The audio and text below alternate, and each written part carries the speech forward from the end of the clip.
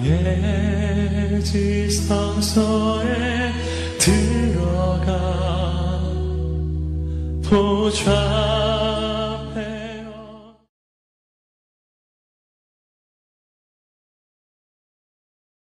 할렐루야. 오늘도 이른 새벽에 우리 많은 성도들이 주님께 나왔습니다. 오늘도 이 요한계시록 16장 말씀 앞에 우리가 서 있는데, 진주는 돼지에게 던지지 말라는 거예요. 왜냐하면 돼지는 진주를 줘도요 가치를 몰라. 우리가 항상 가치를 아는 사람이 중요하죠. 할렐루야. 영적인 가치, 기도의 가치, 말씀의 가치, 하나님이 우리에게 얼마나 소중한 분이신지, 우리가 이런 영적인 가치들을 알고 귀하게 여기고 그것을 잘 가꾸는 그런 지혜가 필요해요. 할렐루야. 아무리 생명의 말씀이 선포돼도요 그 가치를 모르면 마치 돼지가 진주를 보는 것처럼 본다고 한다면 불행한 일이 된다는 거예요. 여러분, 가치를 아는 분들이 되셨음이 하나님이 여러분에게 주신 축복인 줄 믿으시길 바랍니다. 할렐루야. 오늘 이 요한계시록 16장인데 요한계시록의 말씀은 참 혼자 읽고 묵상하기 얼마나 어려워요.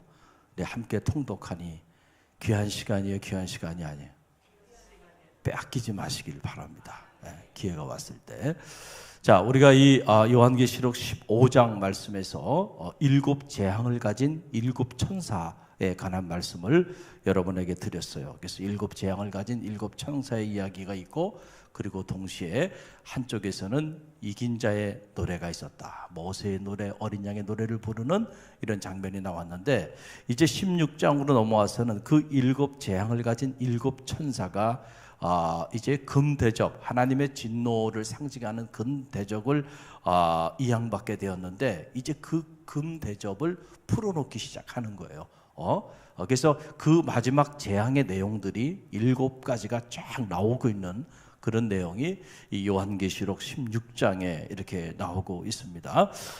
첫째 천사가 하나님의 진노를 담은 대접을 땅에 쏟았다. 성서는 그렇게 기록하고 있고, 짐승과 우상을 숭배하는 자들이 악하고 독한 종기에 걸리는 재앙을 당하게 된다. 여러분, 그 내용이 2절에 나오죠. 2절 함께 읽어봅니다.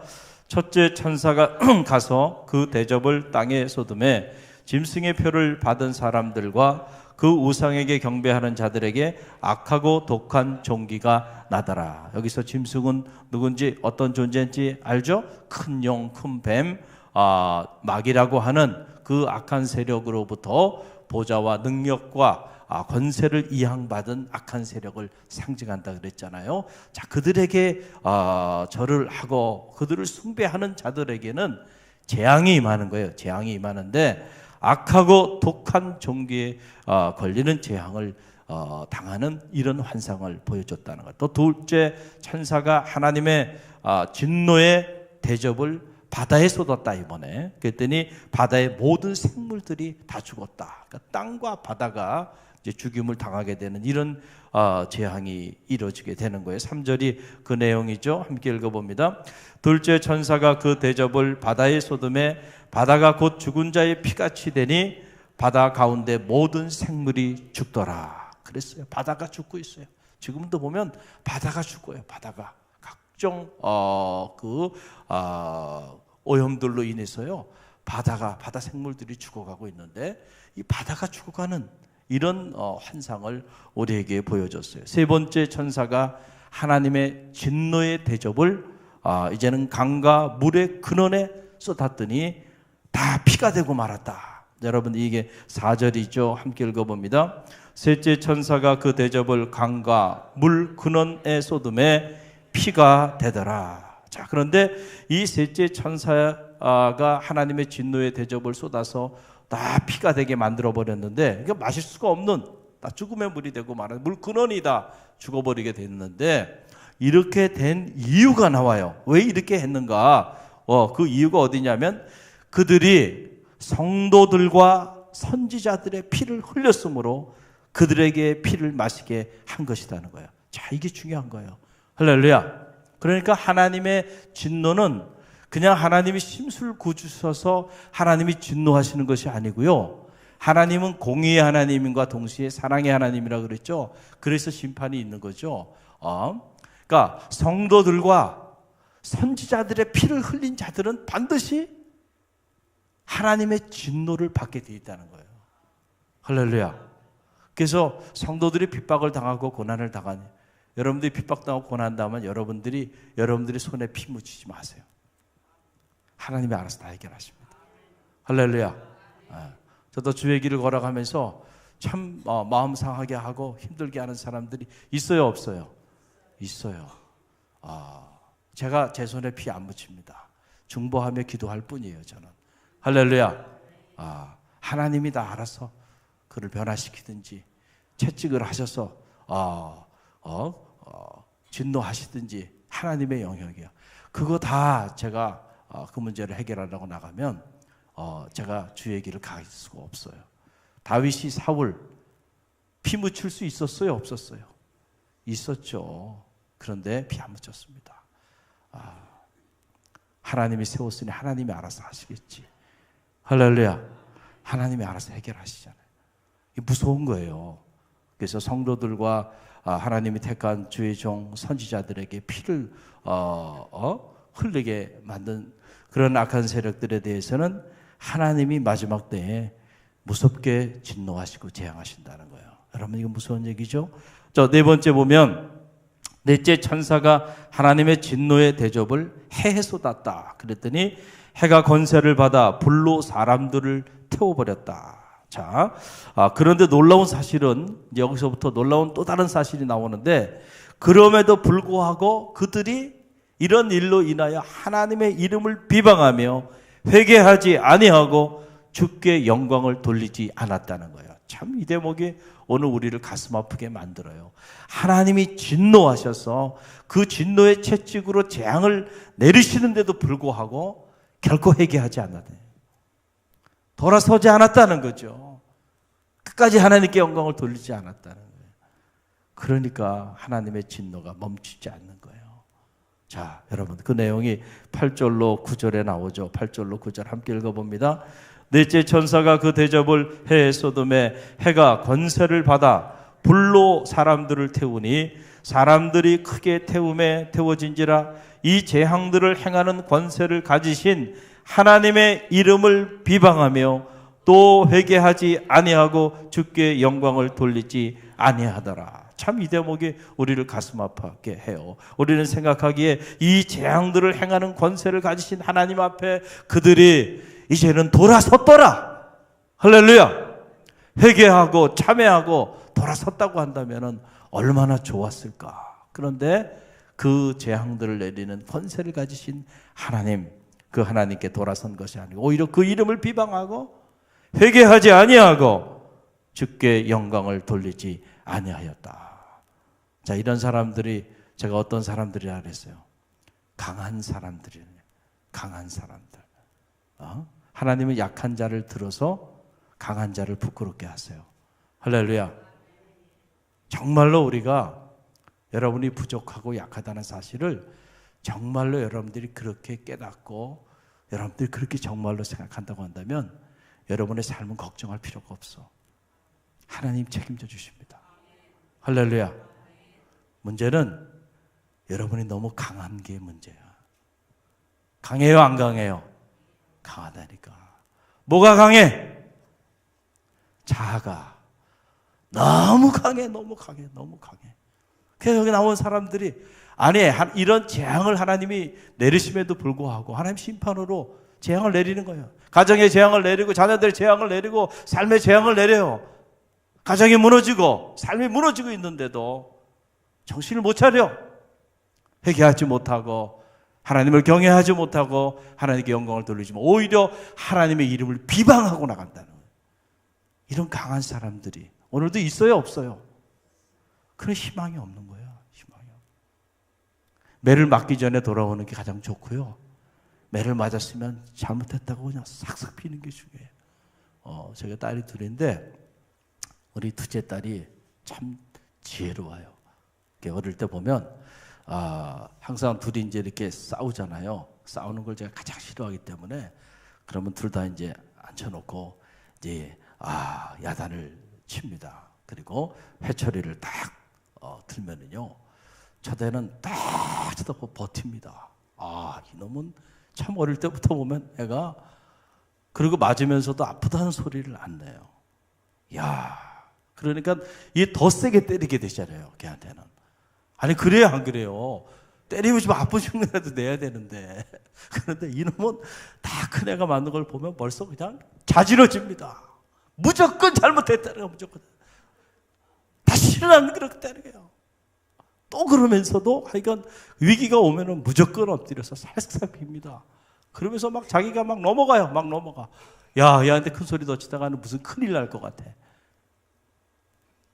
지혜로워야 지혜롭지 않아. 잘못했다는 거야, 잘못했다는 거야. 잘못했다고 하면서 그냥 싹싹 빌어요. 그냥 얘만 맞고 얘는 안 맞아, 항상. 그러니까 큰애가 늘 상처가 있었어요. 아빠는 차별한다는 거죠. 동생은 안 때리고 자기만 이렇게 때린다고. 때릴 기회를 주질 않아. 얘는 지혜롭죠. 할렐루야. 하나님의 이런 무서운 진노에 하나님이 왜 진노하셨겠어요? 하나님도 진노하신다니까요. 예수님도 진노하셨어요, 안 하셨어요? 하셨어요, 예수님은. 예? 예루살렘 성에 입성해서 보니까 하나님의 성전을 강도의 구렬로 만들어 버렸잖아요.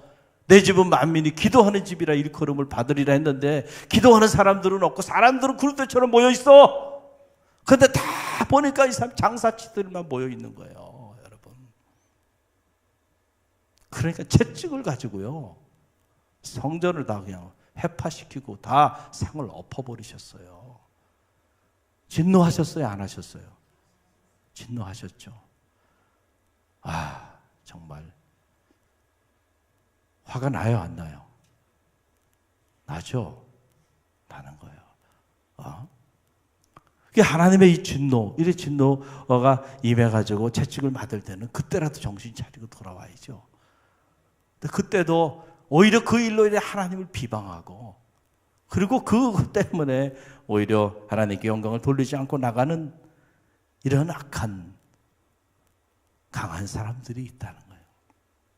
안타까운 일이에요. 그 요한계시록에 이 무서운 재앙은 그들에게 임하고 있는 거예요. 여러분들이 이런 사람들이 되지 마시길 바랍니다. 할렐루야. 또 여러분 보세요. 오늘 말씀을 보게 되면 다섯 번째 천사 이야기 나온 다섯 번째 천사가 하나님의 진노의 대접을 짐승의 왕자에 쏟았다. 지금은 이 일로 인하여 그 나라가 어두워지고 사람들이 아파서 혀를 깨물고 고통을 했다.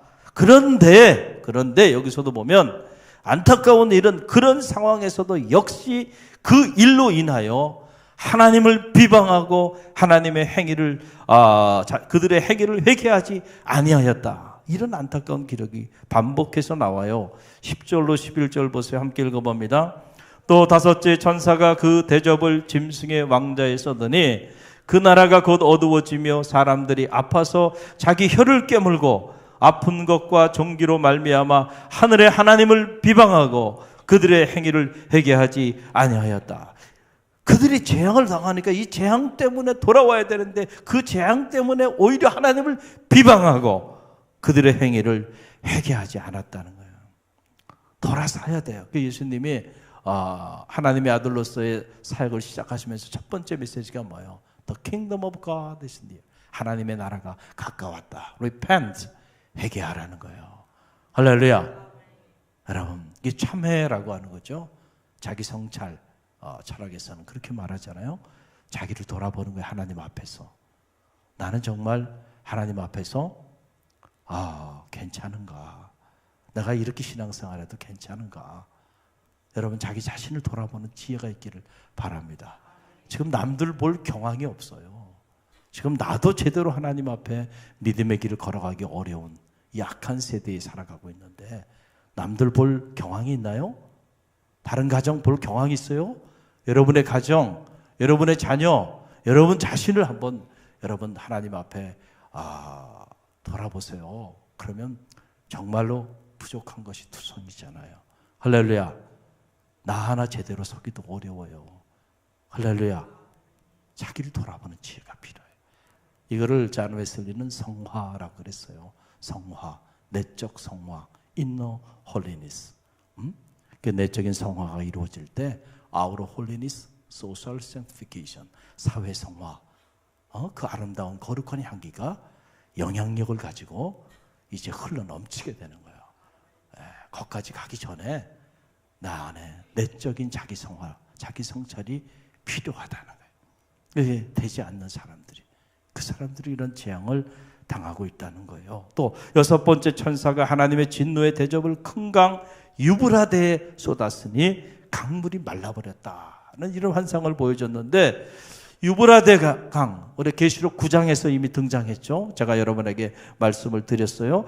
여섯째 천사가 나팔을 불자 유브라데에 결박되어 있던 네 천사가 풀려났다. 그래서 이 유브라데에 저주되어 결박되어 있던 그 네 천사들이 등장하게 되는 장면이 계시록 9장에 나왔고, 거기에 대한 설명을 제가 여러분들에게 이미 말씀을 드렸어요. 이 유브라데는 이스라엘의 북단 경계선으로 이스라엘을 대적하는 나라들의 활동 무대였습니다. 그래서 이 네 천사들이 그리로부터 나와서 그들이 인간을 다량으로 살육하는 큰 전쟁을 일으키게 되는데, 바로 그 악의 상징이 되는 지역이 어디예요? 유브라데.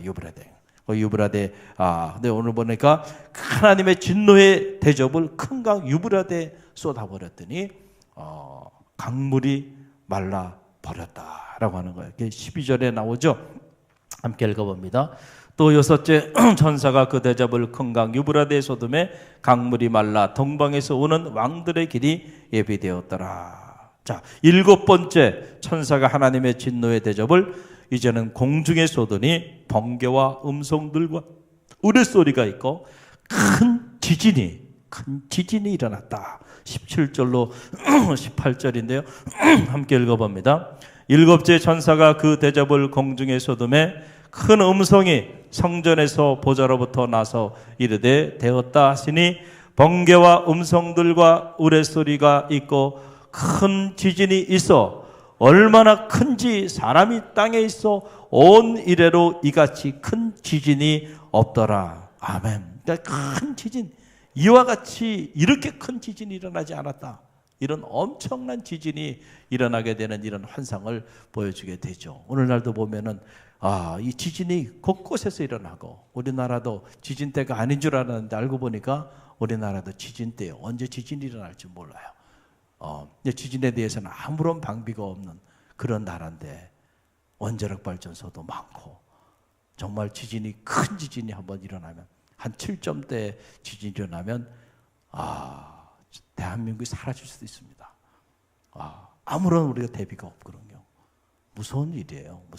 근데 이 거대한 지진이 마지막 재앙, 마지막 최후의 심판 이전에 마지막 재앙의 상징으로 이렇게 등장하고 있는 것을 보게 됩니다. 자, 중요한 것은 우리가 한 가지 더 생각해 볼 건 뭐냐면, 이런 재앙들이, 이런 7가지 무시무시한 이 자연재해를 비롯해서 인재로 비롯해서 자연과 인간이 이 무서운 재앙으로 고통 가운데 혀를 깨물고 죽어가고 있는 이런 상황이 일어나고 있는 이때에 복이 있는 자가 등장한다는 거예요. 누가 등장해요? 복이 있는 자가 등장한다. 놀라운 일이에요. 이게 이제 15절 말씀을 보세요. 함께 읽겠습니다. 보라, 내가 도둑같이 오리니 누구든지 깨어 자기 옷을 지켜 벌고 벗고 다니지 아니하며 자기의 부끄러움을 보이지 아니하는 자는 무엇이도다? 복이 있도다. 자, 어떻게 보면은 참 진주 같은 거예요. 진주 같은 이 무서운 이 재앙의 잿더미 속에서 법에 갖고 진주 같은 메시지가 거기 이렇게 담겨 있는 걸 보게 돼요. 할렐루야. 이런 어마어마한 무서운 재앙들이 있는데 그 중에서도 복이 있는 자가 있다는 거예요. 복 있는 자에 대한 말씀을 전하면서 보니까 하나는 뭐냐면 도둑같이 이르리라. 할렐루야. 도둑같이 이르리라. 이때가 도둑같이 우리에게 임하게 되는데, 여러분, 이 하나님의 최후의 심판이 도둑같이 임하는데, 이 마태복음 24장, 누가복음 12장에도 보면 예수님께서 도둑같이 임하리라는 말씀을 하셨어요. 근데 도적같이 임하게 되는데 그때에 그 옷을 벗은 몸으로 수치를 당하지 아니하는 자는 복이 있도다 그랬어요. 이 말이 무슨 말이냐면은 쉽게 말씀드리면 이런 얘기예요. 자, 밤중에 도둑이 갑자기 들어온 거예요. 밤에 여러분 주무실 때 옷을 벗고 주무세요? 다 입고 지금처럼 그렇게 입고 주무세요? 그렇죠? 다 옷을 다 벗으시고 편하게 주무시잖아요. 그런데 갑자기 도둑이 쳐들어온 거예요. 그랬을 때 여러분들이 벌거벗은 그 모습으로 수치를 당하게 되잖아요. 그런 일을 당하지 아니하는 자가 복이 있다는 거예요. 이해가 되시죠? 그러니까 이게 무슨 말이냐면 이 마지막 때에 이 악한 영들의 이 영적인 공격이 우리 가정에, 우리 자녀에, 우리 삶에 도적같이 임하게 되는데 그때에 깨어서 준비된 자로 그때가 가까이 왔음을 알고 영적으로 깨어서 근신하며 영적인 옷을 입고 다 영적인 파수꾼이 돼서 준비하고 있는 사람은 벌거벗은 옷의 수치를 당하지 않잖아요. 이해가 되시죠? 그런 자가 복이 있다는 거예요. 잠들지 마시길 바랍니다. 잠들지 마시길 바라요. 자꾸 오늘 우리 세대를 보면은 자꾸 우리를 잠들게 해요. 여러분 새벽에 나오시는 거 어려워요? 쉬워요? 너무너무 어렵죠. 하고 싶어요? 하기 싫어요? 안 하고 싶죠. 안 하고 싶죠. 저도 안 하고 싶어요. 저도 인간적으로는 새벽 기도만 없으면 목회할 만하겠어요. 할렐루야. 정말이에요. 새벽 기도 안 하고요. 신방 안 하면 목회할 만합니다. 신방하지 말고 새벽 기도도 하지 말고 딱 일주일에 한번 설교만 하면 참 좋겠어요. 그럼 정말 목회 정말 멋있게 할 것 같아. 신바람 나게 할 것 같아. 그렇게 할까요? 그럼 교회가 어떻게 되겠어요? 한번 생각해 보세요. 여러분, 목숨을 걸고 하는 거예요. 깨어있기 위해서. 할렐루야. 영적인 전쟁이잖아요. 이렇게 악한 영들이, 이 짐승들이, 옛뱀들이 이렇게 바다에서 올라오고 땅에서 올라오고, 그리고 이 마지막 때 세상을 한번 영적으로 돌아보세요. 온갖 세상이 얼마나 어지러운가요. 자, 우리가 이런 사실들을 다 아는데 어떻게 잠들어 있을 수가 있겠는가. 할렐루야. 그래서 깨어서 기도하는 그 교회, 그 성도들이요, 복 있는 자가 된다니까요. 이런 무시무시한 재앙의 진노의 바닷속에서도 복 있는 자로 택함받는 이들이 있다는 거예요. 그거는 깨어있는 자야. 깨어 준비하고 있는 자들이에요. 여러분이 그런 자가 되시길 바랍니다. 여러분의 가정이 그런 가정이 되길 바랍니다. 갈릴리 교회가 그런 교회가 되기를 바랍니다. 할렐루야. 세상의 사람이 누가 뭐라 그래도요, 여러분들이 하나님의 말씀을 붙잡고 그리고 이 말씀대로 사는 것이 여러분의 살 길이 여기 있음을 기억하세요. 세상에 속지 마세요. 그래서 다 무너진 거예요. 가정도 무너졌잖아요. 교회도 무너졌잖아요. 하나님의 사람들도 다 무너져 버리고 마른 거예요. 경건에 이제는 모양도 잃어버리고 능력도 잃어버린 성도들이 되고 말아버리는 거예요. 갈릴리 교회는 다르게 살길 바랍니다. 할렐루야. 할렐루야. 여러분들 오늘도 이 주신 말씀을 붙잡고 하나님, 잠든 자가 아니라 깨어있는 자가 되어 복 있는 자로 살게 하소서. 이걸 위해서 여러분 기도, 여러분 자녀들도 세상의 종로로 타지 않게 하시고요, 하나님 안에서 깨어있는 자로, 그렇게 복 있는 자로 살아갈 수 있도록 자녀들 위해 기도하는 믿음의 부모들이 되세요. 할렐루야. 기도하시길 바랍니다.